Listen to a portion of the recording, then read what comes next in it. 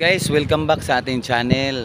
For today's video guys ay meron tayong i-check guys na dyan sa itaas kasi may ano dyan, may treasure dyan na hinukay ng mga Koreano. So mga foreigner po ang naghukay dyan sa itaas. Ayan po, kung makikita nyo ay tuktok yan sa taas. Tapos merong hukay dyan ng Koreano daw. So yung Koreano naman nagpanggap na kumuha sila ng copper mines. So minahan ng copper dyan, banda dyan. So tignan natin mamaya. So idodrone ko muna bago ko puntahan yan. Kasi alam nyo naman, ayan tuktok oh. Medyo napakataas yung tuktok niya, tapos mainit ngayon ang araw guys. So ang sabi nila, kumuha daw yung Koreans dyan foreign, kumuha daw ng mga copper mines mula sa itaas. Naghukay daw sila dyan. Kaso nga lang ay na-stop sila dahil sa sinita ng mga DNR. So sinita po sila ng DNR dyan, kaya na-stop. Pero yung sabi ng mga may-ari dito guys ay meron daw silang nakuha dyan na isang bilog na puti na bato. Puti siya na bilog. So sa tingin ko giveaways yun. Tapos gusto silang bumalik, kaya lang hinarangan na ng DNR. So bawal talaga maghuhukay dyan. Paalala lang sa ating mga katiits. Pero sa ngayon ay isusurvey ko yan gamit ang mga aparatos natin, yung mga gadget natin. Pero bago ang lahat guys ay papalipad ko muna ang aking drone. Isusurvey ko muna kung ano ang posisyon dyan. Kasi nga sa tingin ko medyo mahirap ito mahirap aakyatin yan. So papalipad ko muna ang aking drone. So keep on watching na lang. So yun guys, go tayo umakyat sa bundok guys, kasi magpahangin muna tayo, kakain muna tayo. So ayan, so prepare na po sa ating katiits ang ating pagkain ngayon, at ang isang palamig na Pepsi. O shout out Pepsi. O yan, masarap yan. Tapos pagkatapos itong kumain, aakyat na tayo doon sa bundok. Ayan, keep on watching.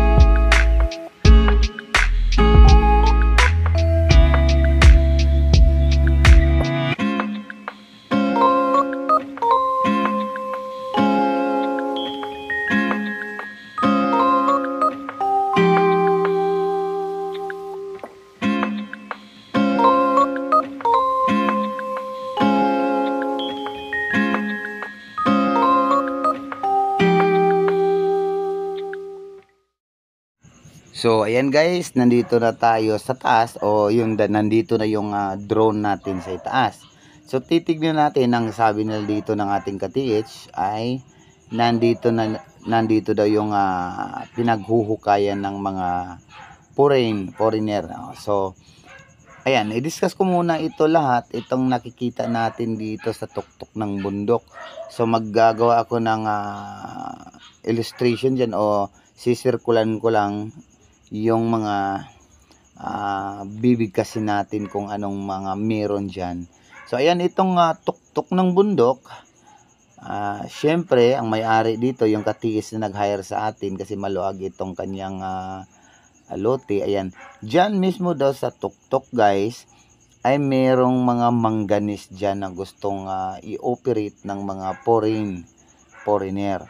Tapos guys, kung mapapansin niyo dito sa itaas pala nitong bundok ay merong kapatagan guys. Ayan po, so merong kapatagan dyan. Ayan, so napakaganda nga, pwede nga lagyan ng bahay. Ayan, so yung kapatagan na yan guys ay isang kampo ng Hapon, panahon ng gera.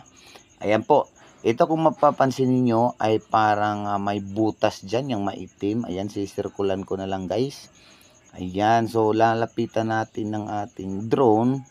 Kasi nga, dyan sila kumuha ng copper. So yung copper guys, ang sabi nila ay magsasample muna sila ng copper dyan. So nag-ooperate sila ng mga isa o hanggang 2 buwan. So ayan po ang kanilang hinukay. Ang hukay na yan guys ay umabot daw ng 7 meters ayon sa may-ari dito guys na kinausap natin. So ayan, ang buong lugar na yan ay sa kanya yan lahat, 7 hectares yan. And then ito, isusum natin o ilalapit natin itong ating drone. So yan po guys, yung butas na yan ay ang nakapagtataka dyan ay nasa itaas yan ng bundok. Pero bakit siya may bukal o may spring? So may tubig yan. So simula nung inoperate daw ng mga foreign yan ay meron na talagang tubig yan. So nakakuha naman sila ayon sa aking pagtatanong doon sa may-ari. Ang nakakuha din naman yung mga foreigner dyan ng copper. So high grade daw yung copper kasi nga naninilaw. So kumikinang at naninilaw ayon ng may-ari. Tapos guys, meron silang nakuha dyan na isang puting bato na semi-bilog. Hindi naman siya masyadong bilog na bilog guys. Tapos nung parang bola lang ng volleyball. So kinuha talaga nila nung foreigner. Tapos nag-continue digging. So kinabukasan ay sinita sila ng mga LGU. Kasi nga bawal naman talaga ng paghuhukay na walang mga permit. So yun guys, sinita sila ng LGU dyan hanggang sa umalis. Tapos ang sabi ay babalik lang daw sila after na makumpleto yung papilis nila ng permit to dig ng copper mina. Ayan. So after na makakuha sila guys ng permit ng mina. So ito guys, share ko lang sa inyo ito. May tao kasi dyan na siguro galing itaas yan ano siya ng kanyang baka.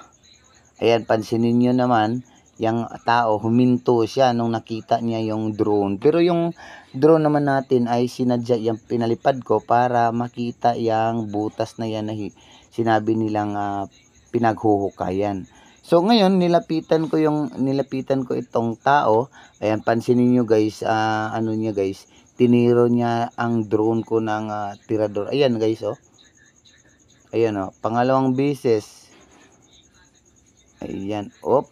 Ayan, muntika na. So dalawang beses niyang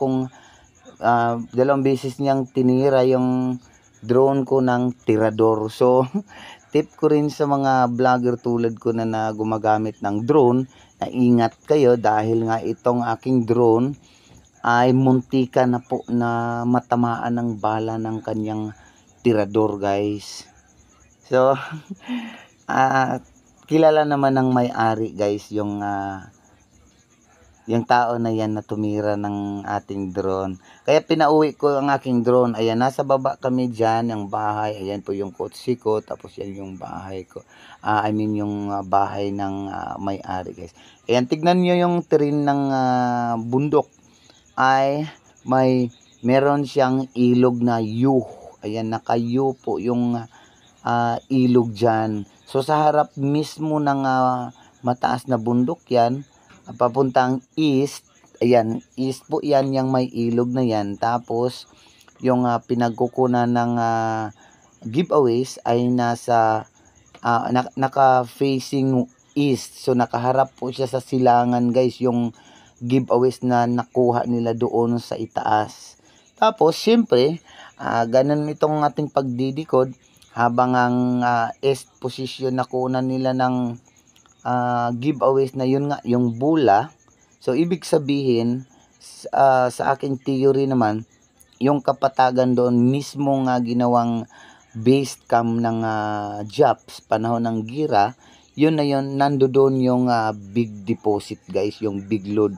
So ito guys, tip ko lang, yung Koreans na naghuhukay dyan, kunyari copper mines, naghuhukay ng copper, ang sadya talaga doon o yung pakay talaga doon ay yung kunin yung giveaways.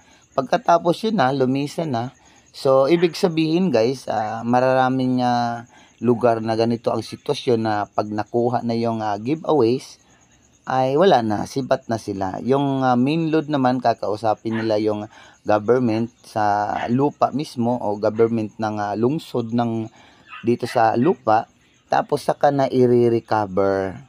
So yan guys ang ating kwento guys. So may pagkukunan tayo ng ano guys, tip para sa ating mga site. Ayan, pababa na po ang aking drone. Maraming salamat sa inyong panonood guys. Update ko kayo hanggang sa susunod na video. Please like and share kung baguhan ka lang sa aking channel. Please subscribe to my channel and then like and share. Ganun na lang guys. Shoutout sa mga Ronanian group, sa LTHP group. Ayan, kay Jackson Montano, M. Tahos Amit, Roldan Duaso, Rex Alipo, and Michael Supilana. Shout out to all my friend.